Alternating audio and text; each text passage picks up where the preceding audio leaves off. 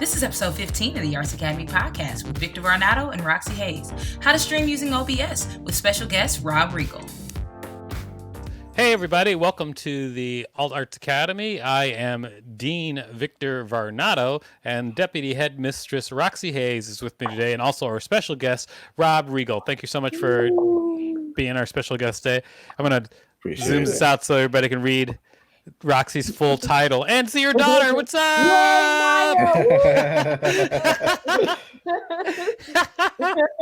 Got her head wrap on. Nice. Anyways, today we're going to be talking about OBS Studio and we're going to be talking about Twitch. Why don't we get this party started? Because Roxy, you're taking the reins. Okay, so I am going to try my very best to teach this subject. Okay, so first, I guess I should talk about what OBS is. And I'm going to read that from our good old friend, Wikipedia. Hold on one second. Yes. Girl, go. I'm so sorry. That's what parenting is when you're parenting live. That's totally fine. Hold on. And I'm also learning how to use StreamYard. Is the word preface? Sure.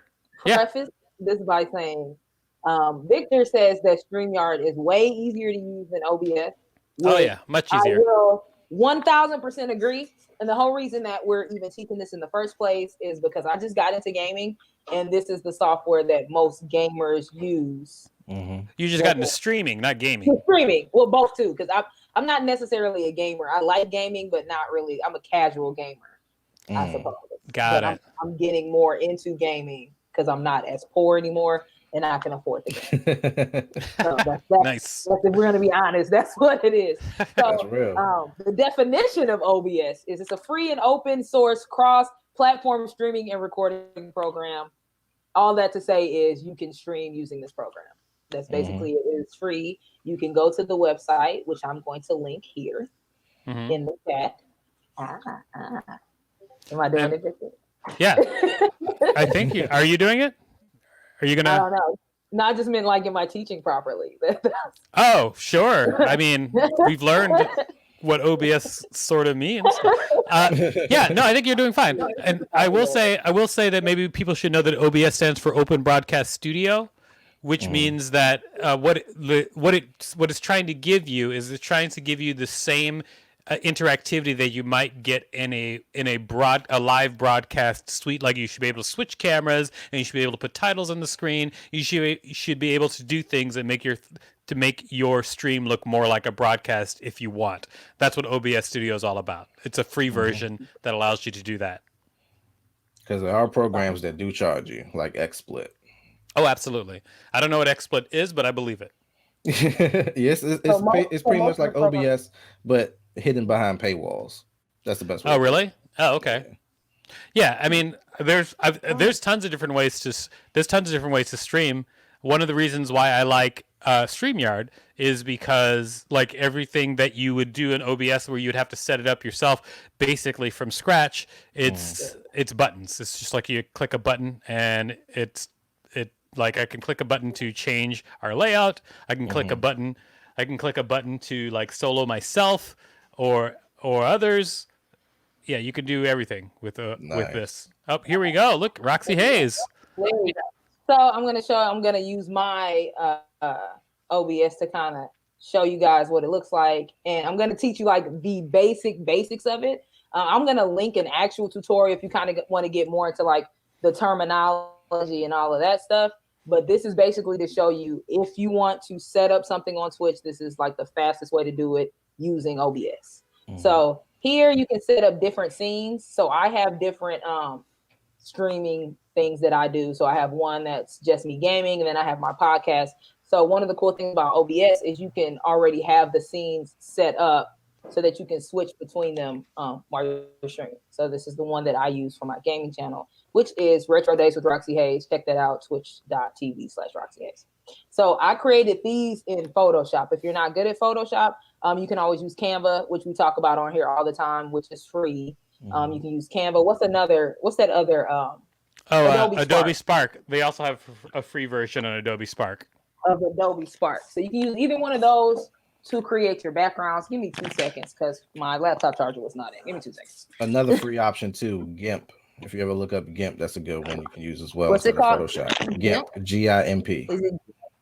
Hold on, because I like to give the links in the chat too. So yeah, let me see if I can find a link for you.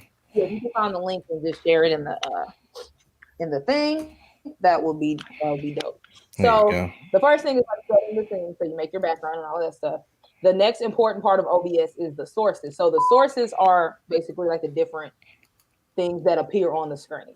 So for me, hold on. So yellow, that's just the background that I created. And then this is the window capture screen. Oh, I should probably click that. So you can add different, wait, I'm trying to click the bottom thing. You can add different sources, which is the things that will appear on the screen. And here are all the different ones that you can use. And I'm not going to go all in depth into these. The main ones that you're going to use when you're streaming is going to be image, which can be your background or any image that you want to show on the screen, and your video capture device. So that's whatever you're using to show yourself. So for most people, it's going to be your webcam. So you would click here, you would go to device, and then you would click whichever webcam or thing you're using to show yourself. And then the other important one would be window capture. So that is whatever other thing you want to display on here. So if I wanted to show StreamYard on here, it might create like one of them infinity things. If I wanted to show StreamYard onto my OBS thing, I could. And the cool thing about it is you can move it, you can maneuver it, you can layer it. So like I can put this behind my image to make it fit within this square and within whatever layout that I wanted to do it in, right? So that's just basically setting up your scenes and your sources. Hold on, so before I go, let me make sure it's not no questions on here. And feel free to ask questions. Please ask questions, because like I said, I'm relatively new to this, and Victor and Rob both have more experience in this than me. So somebody on this panel will be able to answer the questions. Definitely. So I'm not going to, in fact, I'm going to let Rob take this part over because you know way more about this. So the audio mixer stuff, can you kind of go into that and explain that a little bit more? Okay, yeah, let me go ahead and get my screen up here. All right, so as far as the audio mixer, let's see here.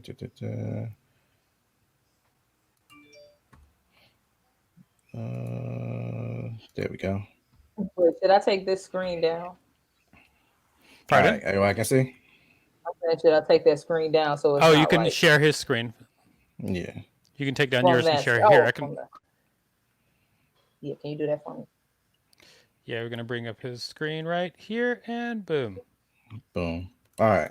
So yeah, and you can see my setup here. So with my OBS studio, I actually have everything logged in to Twitch. If you go to your settings, you can choose that option by going here to your stream section. You can connect your actual Twitch account, which will give you the option to do things like updating your stream information to the right. You can see your chat when people are talking to it to the left. You can get your activity feed if you get new followers and subscribers and things of that nature. But as far as the audio, so me personally, I like to keep everything separate. Let's say I have a party chat going on. But I don't want it to interfere with, let's say I'm playing some music in the background. What you can do is set up 2 desktop audios. That's unless you have something set up like a mic with a preamp or something of that nature, but most people aren't going to have that. What you can do to take advantage of it instead is do what I do. I have a headset that uses USB interface. I plug that in. I set that as my desktop audio too. And because I'm using a laptop here, I use the main audio on here is Realtek advanced audio. I plug in some, you could use like some Android headphones, plug that in. I set that as my desktop audio 1. You can find that here in settings if you go to the audio section and pick that out here. Also, you can pick out your microphone. That way the program will know which one would be your defaults for each of those. If you don't want to have a second one, you can always choose disabled here, as you can see, but I keep mine on let's see here on my headphones, these Turtle Beach headphones I have. And then what happens is I can filter out and decide what I want to go through each one. So if I get, let's say I have a new follower those will come through my desktop audio one, and I can hear those through these headphones here. And then my party chat won't be interrupted by that when it comes to my desktop audio too. So you can play around with audio, get creative with it. You can also choose if you want to have, let's say, you want to have the monitoring come by. Let's say if you're one of those people who's really, really a stickler about knowing how you sound on stream, you could monitor your mic and hear it back in your headphones to make everything sounding right. Your Elgato, you can do the same thing with that, or whichever capture card you may use. There's plenty of options on using that. Actually, I just accidentally unmonitored my alert box. I need to hear that when I'm streaming. But there's a lot of options when it comes to audio. Now, as far as when you're streaming, this is just personal opinion, personal preference.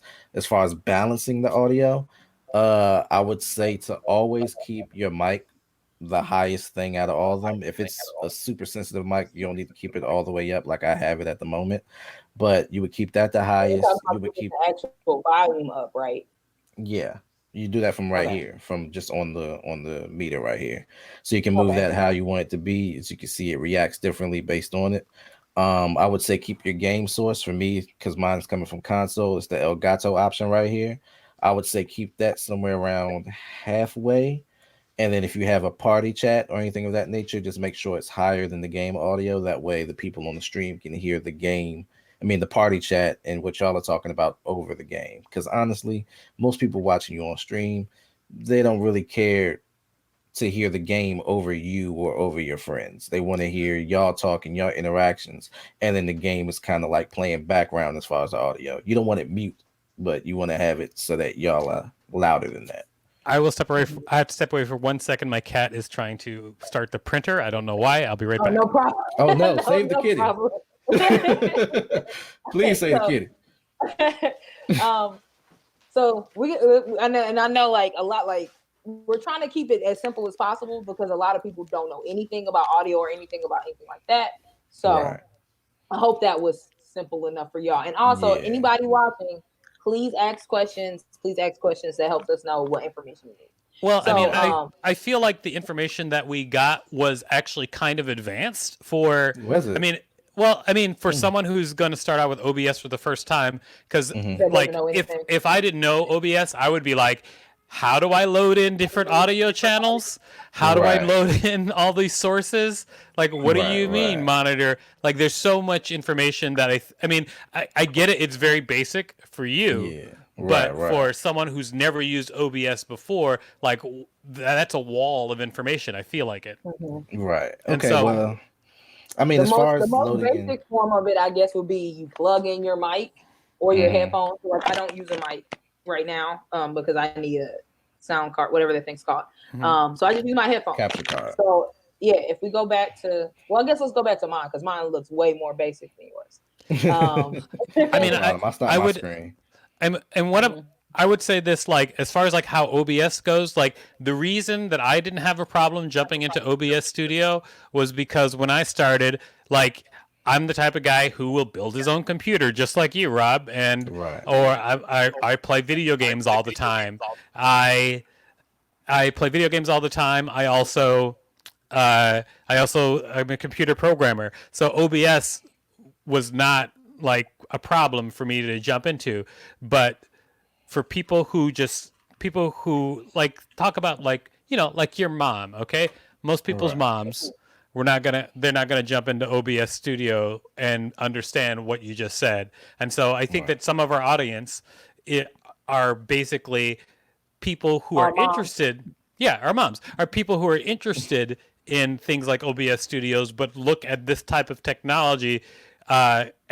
It's very frightening because OBS Studio, it is fantastic. I love it because you can do basically whatever you want with OBS Studio. You can make your production look however you choose pretty much with OBS Studio. It's super, super powerful. But to just get into it, I think that's the part that I want you guys to focus on. I want people to feel like, oh, I can go download OBS Studio today and then start. Got you. And okay, so and the most basic form. Go ahead. And it may not even be that today you guys are going to solve those problems, but maybe you guys are just going to talk about like, well, these are the resources I would use so that I could get up to speed on OBS Studio to start. Right. And since I kind of just started, I guess I'll just talk more about that, and then we can get more into the other stuff once we get to the Twitch section. Hold on a second. Let me fix this thing in the way. Okay, so Rob, like as you can see, Rob has way more stuff than me.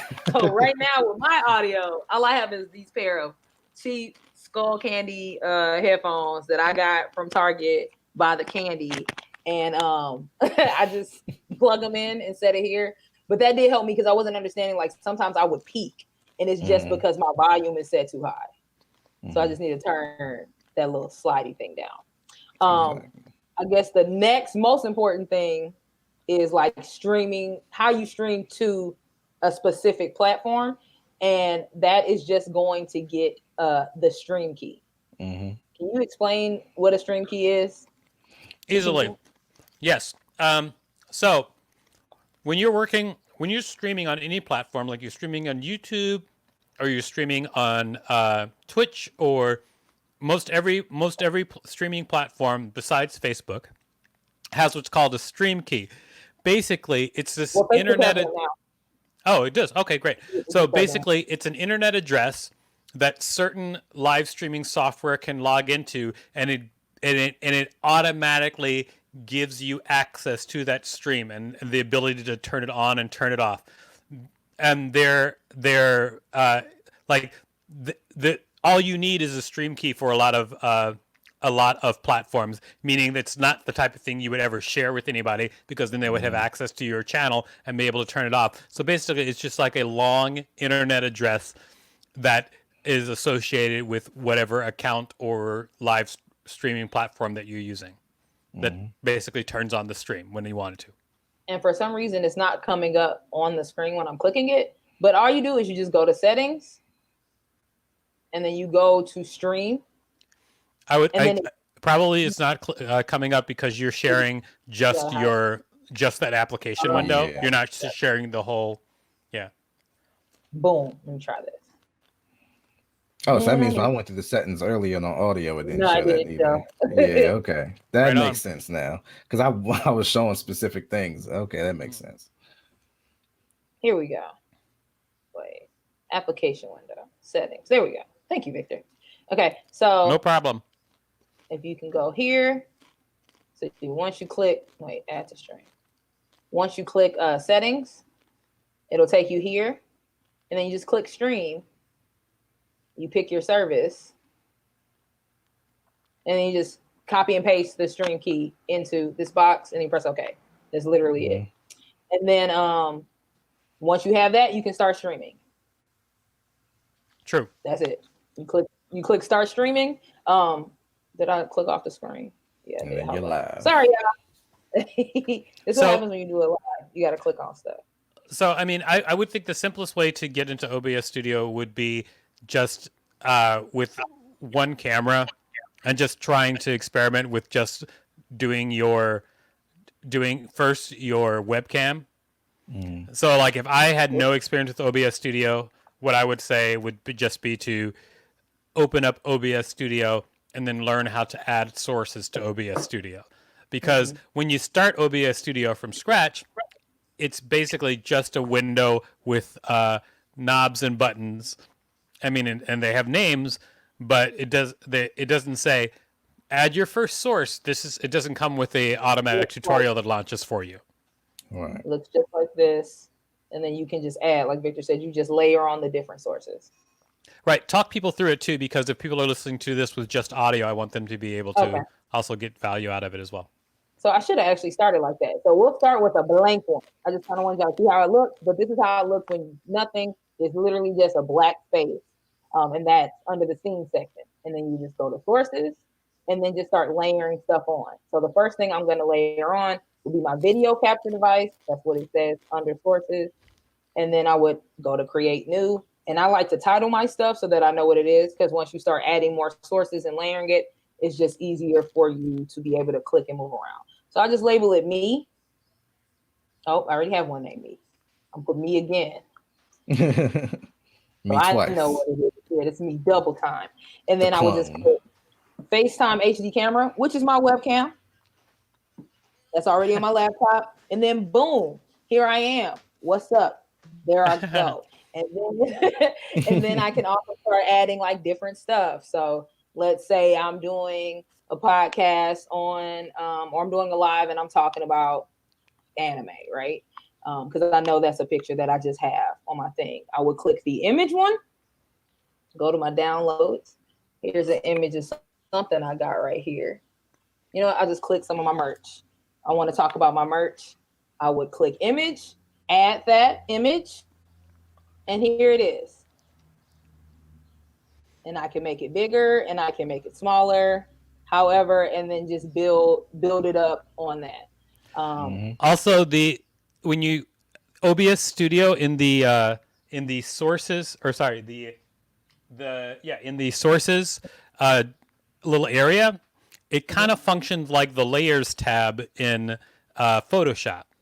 So basically, if you take you can move your image above or below your broadcast. You could also turn them on and off so they can be seen or not seen. Pretty much exactly the same way it works in Photoshop. And usually, like when I add a background, as soon as I add it, I'll lock it. So that way I know that's not going to move and I can layer stuff on top of it and don't have to worry about that background because that's usually the one that you want to stay kind of static. And then right here, it just says start streaming, start recording. I press start recording first so I don't miss any part of the stream. And for the most part, depending on the settings on your computer, it'll usually send it to your movies folder on your computer. You can also in settings choose where it goes. Yes. But I'm lazy, so if you're lazy, go straight to the movies one. There's also a option in the settings where it can automatically record as soon as you start streaming and stop. I know that. Yeah. Roxy, did you have a particular tutorial that you looked at when you first started with OBS? No, and I probably should have. I just came in and started clicking around with stuff. That's usually how I learn most programs, which is not the most intelligent way to do it. But I did find one, and I'm gonna copy and paste it in here. And this one goes way more in depth into how to use it. I found it on digitaltrends.com. And there goes the link right there. And it breaks down like specifically what each thing is, how to use it, how to stream on each specific platform. So there's that link. And I also found one, and I'll link that here. I like to, when I'm looking up like tutorials on how to do stuff online, I always watch the ones where it's little kids teaching it. Because little kids like get to the point and they use the most basic language possible. So I'm gonna find that one now and link that. That is a life hack. Yo, I like for anything I'm trying to learn how to do, I will find one and I will keep scrolling until it says like little kid or teen. That makes me sound like a creep, but like teen, like tutorials for teens, and then I go look there because it was one kid. He taught it in five minutes on just how to set it up. Yeah, I also like tutorials. Like when I'm searching for a tutorial, I always search for like if I'm trying to learn something like OBS Studios. Then I'll search for what I want to use it for too. Like I would search for like, OBS Studio tutorial, Twitch, so that somebody will probably teach you like this is how you start, and then teach you all the way to getting on Twitch with your game, depending on what you're trying to do it for. Here we go. Yep, where's that little kid? Come here, kid. Let me stop saying it like that. Wow. Yeah, that's not great. So here he goes. It's 5 minutes, and he teaches you just basically how to set it up for Twitch, and that's mainly what we're talking about because we're talking about life for gaming. So here's this kid. His name's Scars for Plays with a Z, and I need to follow him on Twitch because that kid knows what he's talking about. I don't know where is it? I'm trying to click it without making it start playing. So before I guess we're going to go into the next part of the podcast where we basically interview Rob. But does anybody have any questions before we hop into more of learning about Twitch and specifically gaming and stuff like that? Or anything else you think we need to go over? I would just say that people who are considering OBS for Twitch, think about what you want to do. I mean, some people are maybe looking at OBS not for Twitch, but for other things. But really, think about what you want to do, and then always try to look for the best tool for it, because that's what I'm always about. Like, I do love that OBS Studio has such great control and you can do all kinds of things. But am I using OBS Studio now? Because we could use OBS Studio to do this production. However, it would be much harder for us to like have these smooth looking transitions, having we didn't have to create the template for what your names look like when we have your comments pop up. We didn't have to create any of that stuff. I basically just started using the software and started it up. So I would say OBS Studio is super powerful. You can do whatever you want. It is free, which is fantastic. But, you know, you can also use this software for free for so many hours per month. They give it to you for free. So just try to find the simplest way to do whatever it is you need to do. Definitely. But sometimes the answer is OBS Studio. Correct. I wholeheartedly agree. All right. So let's see any questions. And I accidentally just blocked somebody. I apologize. I was trying to like the comment and I blocked that person. And I'm trying to do that. Right, you blocked someone? Yeah, and it's David. His name's David Fitz. David, if you are not David. Oh no! David, every single podcast that we do, I am fixing it right now. All he did was coming to give a compliment. I was trying to like, it was like block him, and I was like, nah, bro, no. You better unblock David. Oh no! I'm trying. There we go. His comment is, "This is great information too." He's like, and you're like, block. Wow. Right. Poor David. We're so sorry, David. Make sure to visit us at artsacademypodcast.com.